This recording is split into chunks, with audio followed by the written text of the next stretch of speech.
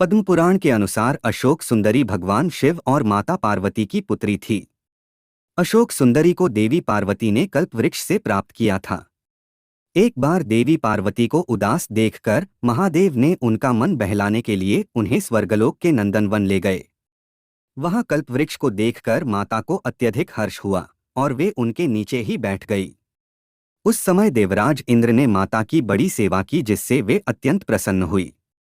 उसी वृक्ष के नीचे बैठे बैठे माता पार्वती ने अचानक ही अपने अकेलेपन को दूर करने के लिए एक पुत्री की कामना की।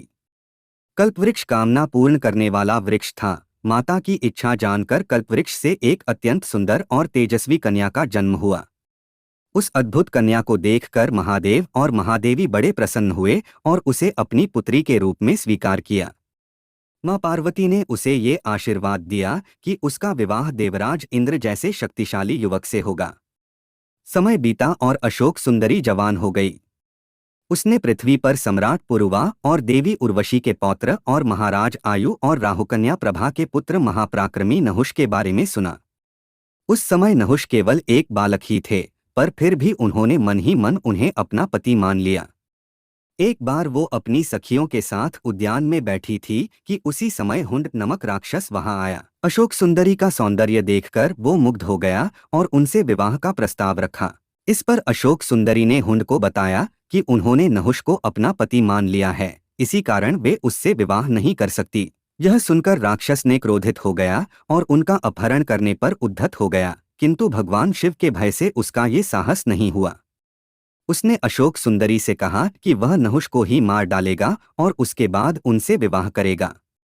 ऐसा सुनकर अशोक सुंदरी ने राक्षस को श्राप दिया कि जा दुष्ट, तेरी मृत्यु नहुष के हाथों ही होगी। यह सुनकर वह राक्षस घबरा गया और उसने छल से राजकुमार नहुष का अपहरण कर लिया।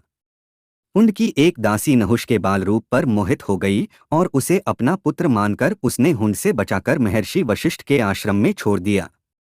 महर्षि के आश्रम में ही वे बड़े हुए और सभी शस्त्र शास्त्रों में पारंगत हो गए। वे वापस अपने पिता आयु के पास पहुंचे और सारे राज्य को संभाला। नहुष के बाद महाराज आयु के 4 और पुत्र हुए, क्षत्रवृद्ध, रंभ, रजि एवं अनेनस। ये सभी और समस्त राज्य नहुष के संरक्षण में सुरक्षित रहने लगे। जब हुंड को इसका पता चला तो उसने अशोक सुंदरी के अपहरण का प्रयास किया, किंतु मार्ग में ही उसका सामना नहुष से हुआ और उस युद्ध में नहुष ने हुंड का वध कर दिया। अशोक सुंदरी ने नहुष को अपने बारे में बताया और कहा कि समय आने पर उन दोनों का विवाह अवश्य होगा।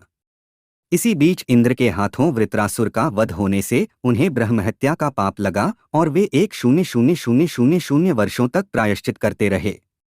उसी काल में देवताओं ने नहुष को इंद्रपद प्रदान किया। देवराज बनने के बाद नहुष ने महादेव और देवी पार्वती की सहमति से अशोक सुंदरी से विवाह किया। हालांकि बाद में इंद्राणी शची पर कुदृष्टि डालने के कारण नहुष श्रापग्रस्त हुआ और अजगर के रूप में पृथ्वी पर गिरा। कालांतर में युधिष्ठिर के हाथों उसे श्राप से मुक्ति मिली। मत्स्य एवं अग्नि पुराण के अनुसार नहुष और अशोक सुंदरी को 7 पराक्रमी पुत्रों की प्राप्ति हुई। हालांकि महाभारत के अनुसार इनके 6 और कूर्म एवं पद्म पुराण के अनुसार इनके 5 पुत्र ही बताए।